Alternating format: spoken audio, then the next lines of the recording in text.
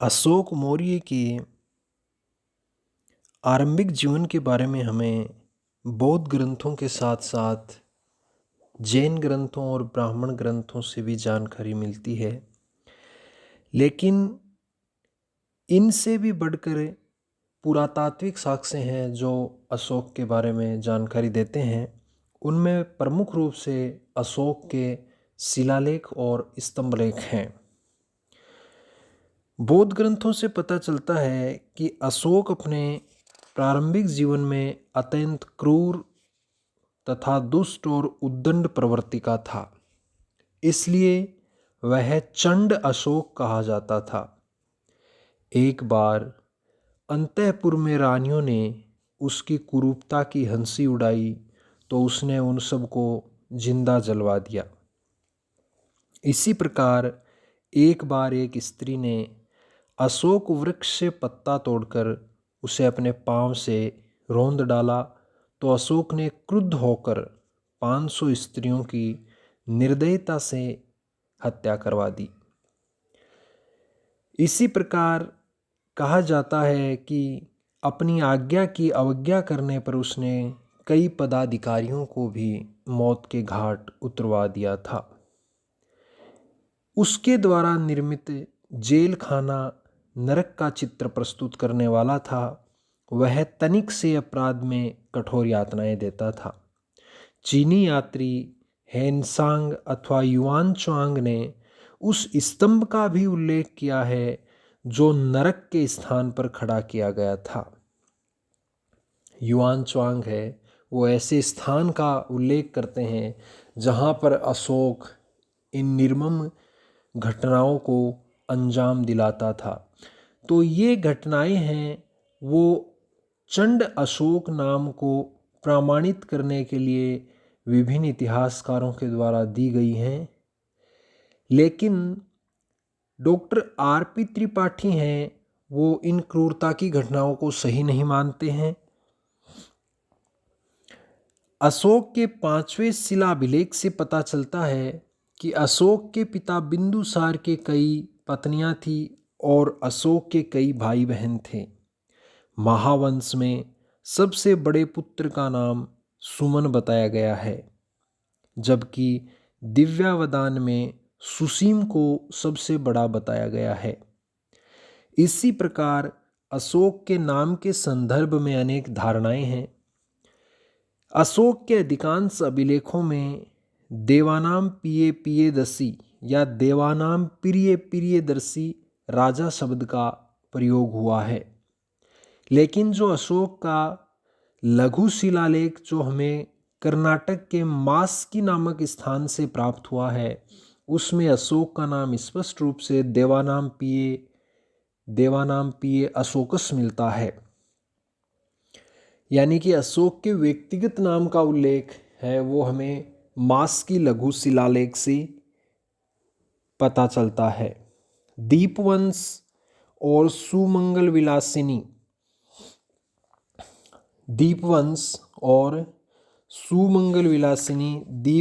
है वो सिंहली अनुश्रुति है और सुमंगल विलासिनी है वो प्रसिद्ध बौद्ध विद्वान बुद्धघोष की रचना है। ये जो दो साहित्यिक ग्रंथ हैं उनमें भी अशोक का प्रारंभिक नाम है वो प्रिय दर्शन मिलता है, जबकि दिव्यावदान नामक बौद्ध ग्रंथ में उसका प्रारंभिक नाम अशोक ही दिया हुआ है। इस मत पर डॉक्टर B.M. बरुआ ने सुझाव दिया है कि उसका प्रारंभिक नाम प्रियदर्शन था और राज्याभिषेक के बाद उसने अशोक की उपाधि धारण कर ली थी। लेकिन डॉक्टर B.M. बरुआ की इस धारणा का अधिकांश इतिहासकारों ने खंडन किया है और बताया है कि उसका प्राथमिक नाम अशोक था और प्रियदर्शी की उपाधि उसने बाद में धारण की थी।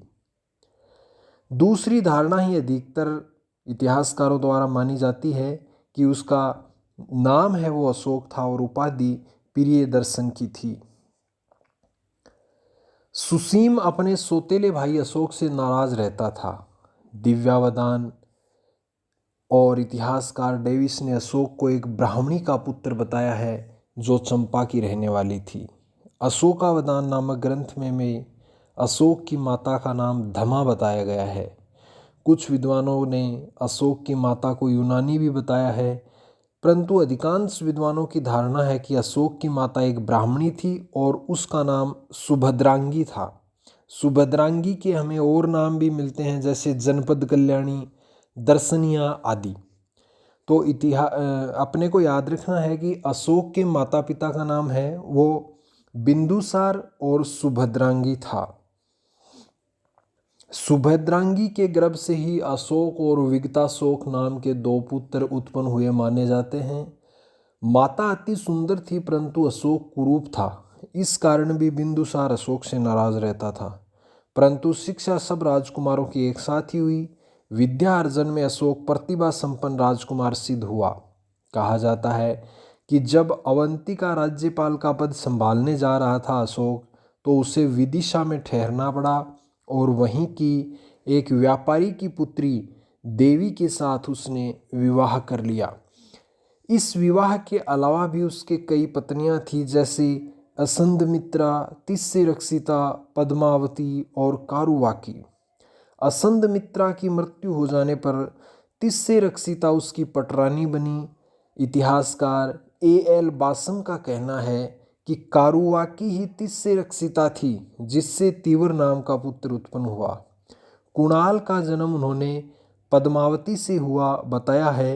हालांकि पद्मावती पटरानी नहीं थी, परंतु अशोक का उत्तराधिकारी कुणाल, जिसकी प्रसिद्ध उपाधि धर्म विवर्धन की थी, वो ही बना था। कलहन की राजतरंगिणी में भी अशोक के पुत्र का नाम जालोक बताया गया है। सिंहली बौद्ध अनुश्रुतियों में महेंद्र और संघमित्रा को उसका पुत्र और पुत्री कहा गया है। महेंद्र और संघमित्रा दोनों विदिशा के धनी पुरुष की लड़की से पैदा हुए थे, यानी देवी जो उनकी माता थी उससे ये उत्पन्न हुए थे। अपने 5वें अभिलेख में भी अशोक अपने अनेक भाई बहनों का उल्लेख करता है। इसके बाद प्रांतीय गवर्नर के रूप में अशोक है वो उज्जैनी, अवंती की जो राजधानी थी, अवंती प्रांत की राजधानी उज्जैनी का राज्यपाल या राष्ट्रीय नियुक्त हुआ था। अपने प्रांतीय शासनकाल में उसने शासन व्यवस्था बनाए रखी, शांति व्यवस्था बनाए रखी। दिव्यावदान में हमें एक उल्लेख प्राप्त होता है कि अशोक का बड़ा भाई सुसीम या सुमन जो था वो उस समय उत्तरापथ का राज्यपाल था और उस समय तक्षशिला में विद्रोह हो गया। उस विद्रोह को सुसीम दबा नहीं सका, इस पर वहाँ अशोक को भेजा गया और वो विद्रोह को शांत करने में सफल रहा। इस प्रकार स्पष्ट है कि अपनी दूरदर्शिता, कार्यकुशलता, वीरता एवं प्रशासकीय योग्यता का परिचय वह अपने पिता बिंदुसार को राजा बनने से पूर्व ही दे चुका था। अब हम उत्तराधिकार संघर्ष की बात करें तो उत्तराधिकार संघर्ष का उल्लेख है वो हमें सिंहली बौद्ध अनुश्रुतियों के साथ साथ दिव्यावदान भी इसकी ओर संकेत करता है। दीपवंश और महावंश में बताया गया है कि बिंदुसार की मृत्यु के बाद उत्तराधिकार के लिए संघर्ष हुए।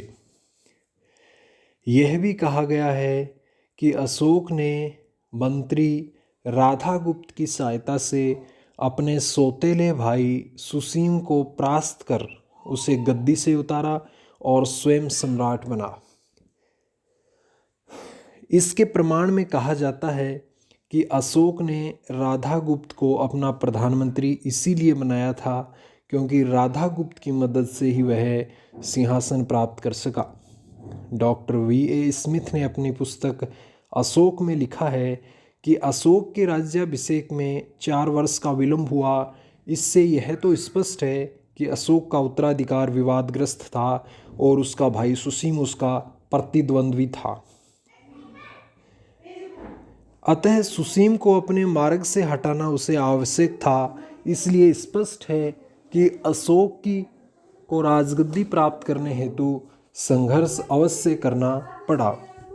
इतिहासकार K.P. जायसवाल है वो भी इसके समर्थन में एक बात लिखते हैं, केपी जायसवाल लिखते हैं कि बिंदुसार की मृत्यु के समय वह 25 वर्ष का नहीं हुआ था, जो उस समय मौर्य काल में राजा बनने के लिए आवश्यक उम्र मानी जाती थी। लेकिन उनका यह मत अधिक मान्य दिखाई नहीं पड़ता है। इसी प्रकार इतिहासकार नीलकंठ शास्त्री भी लिखते हैं कि जिस समय बिंदुसार मृत्युशैया पर पड़ा था, उसी समय अशोक उज्जैनी छोड़कर पाटलिपुत्र चलाया और उसने शासनभार ग्रहण कर लिया। ये कथन है वो भी हमें अधिक विश्वसनीय प्रतीत नहीं होता, क्योंकि बिंदुसार स्वयं अशोक के विरुद्ध था। अशोक अपने 99 भाइयों को मारकर गद्दी पर बैठा था। अशोक की राज्य प्राप्ति की विजय के संबंध में महावंश में लिखा गया है कि बिंदुसार के 100 पुत्र थे। इनमें अशोक सबसे अधिक तेजवान था। उसने विमाताओं से उत्पन्न अपने 99 भाइयों को मारकर संपूर्ण जम्बू द्वीप का राज्य प्राप्त कर लिया। इस प्रकार महावंश है वो ही लिखता है कि उसने अपने 99 भाइयों को मारकर राजगद्दी प्राप्त की। डॉक्टर स्मिथ महावंश की इस उक्ति से अपनी सहमति व्यक्त नहीं करता। उसका कहना है कि अशोक के शासन के 17वें या 18वें वर्ष में उसके भी कई भाई बहन जीवित थे। अपने 5वें अभिलेख में उसने अपने परिवारजनों का विवरण भी दिया है। डॉक्टर भंडारकर भी डॉक्टर स्मिथ के कथन का समर्थन करते हैं और राजबली पांडे भी इसे स्वीकार करने को तैयार नहीं है कि अशोक अपने 99 भाइयों को मारकर गद्दी पर बैठा था। महाबोधिवंश नामक जो बौद्ध ग्रंथ है, उसमें उत्तराधिकार के लिए संघर्ष का जो विवरण मिलता है, उससे पता चलता है कि अशोक के अन्य भाइयों ने सुसीम का साथ दिया। तिब्बती लेखक लामा तारानाथ और चीनी साक्ष्य भी इस गृह युद्ध का उल्लेख करते हैं। तारानाथ का कहना है कि अशोक ने केवल 6 भाइयों का वध किया था, जबकि चीनी साक्ष्य यह संघर्ष अशोक और सुसीम के बीच ही केंद्रित मानते हैं। उत्तरी बौद्ध ग्रंथों में भी उत्तराधिकार के लिए संघर्ष केवल 2 भाइयों के बीच ही बताया गया है। महावंश और दीपवंश भी संघर्ष होने का समर्थन करते ही हैं। इस प्रकार हम अशोक के शासनकाल को 3 भागों में विभक्त कर सकते हैं। उसके राज्याभिषेक से लेकर 7वें वर्ष तक का काल, 8वें से 27वें वर्ष तक का काल और 28वें से 37वें वर्ष तक का शासनकाल। अब अशोक की राजनीतिक उपलब्धियों की चर्चा करें तो उनमें सबसे पहले हम कलिंग युद्ध को पढ़ते हैं। अशोक ने कलिंग पर अपने शासनकाल या राज्याभिषेक के 8वें वर्ष आक्रमण किया। इस बात की जानकारी हमें अशोक के 13वें शिलालेख से मिलती है। 13वें शिलालेख से ही हम इस युद्ध के कारणों और परिणामों के बारे में भी अनुमान लगा सकते हैं। इस युद्ध के कारण जैसे अलग अलग विद्वानों के द्वारा भी बताए गए हैं और कुछ हमें अशोक के 13वें शिलालेख से भी ज्ञात होता है। तो युद्ध के कारणों में जैसे हम देखें तो साम्राज्यवादी होने के कारण अशोक अपने पितामह यानी चंद्रगुप्त मौर्य की नीति का अनुसरण कर अपना साम्राज्य बढ़ाना चाहता था। उसके साम्राज्य के समीप कलिंग का एक ऐसा राज्य था जो स्वतंत्र होने के साथ साथ शक्तिशाली भी बना हुआ था। तो अपने साम्राज्य को बढ़ाने के लिए भी उसने कलिंग पर आक्रमण किया। कलिंग राज्य का कुछ भाग नंद राजाओं के शासन में मगध का अंग रह चुका था और नंद वंश के समाप्त होते ही कलिंग ने मगध साम्राज्य से अपना संबंध विच्छेद कर लिए थे। चंद्रगुप्त मौर्य के शासनकाल में कलिंग एक स्वतंत्र राज्य था ऐसा हम नहीं मान सकते, लेकिन बिंदुसार के समय हो सकता है कलिंग स्वतंत्र हो गया हो। तो कलिंग की स्वतंत्रता समाप्त करने के लिए भी ये युद्ध आवश्यक था। और अपने साम्राज्य की सीमा पर एक स्वतंत्र राज्य हो ये भी अशोक है वो नहीं चाहता था।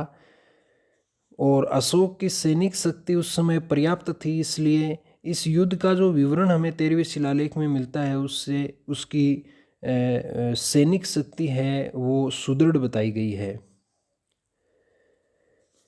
डॉक्टर भंडारकर का मत है कि जब बिंदुसार ने चोल और पांड्य राज्यों पर आक्रमण किया तब कलिंग नरेश ने मौर्य सेना पर पीछे से आक्रमण कर उन राज्यों की सहायता की। इसलिए अशोक है वो अपने पिता की पराजय का बदला लेने के उद्देश्य से उसने ये हमला किया, ऐसा डॉक्टर भंडारकर का मानना है।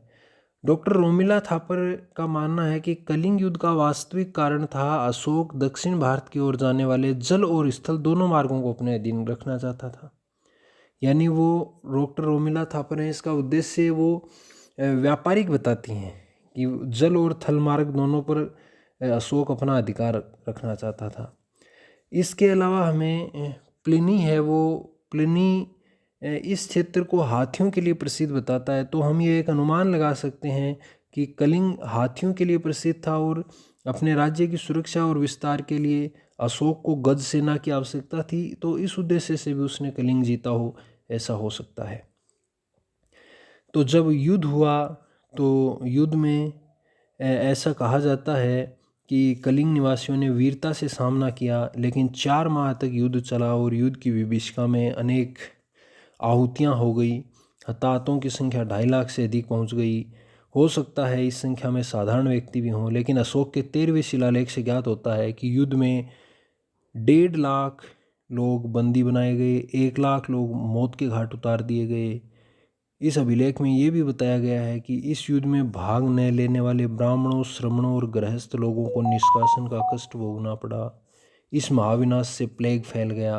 अंत में अशोक विजयी हुआ और कलिंग को मगध साम्राज्य की अधीनता स्वीकार करनी पड़ी।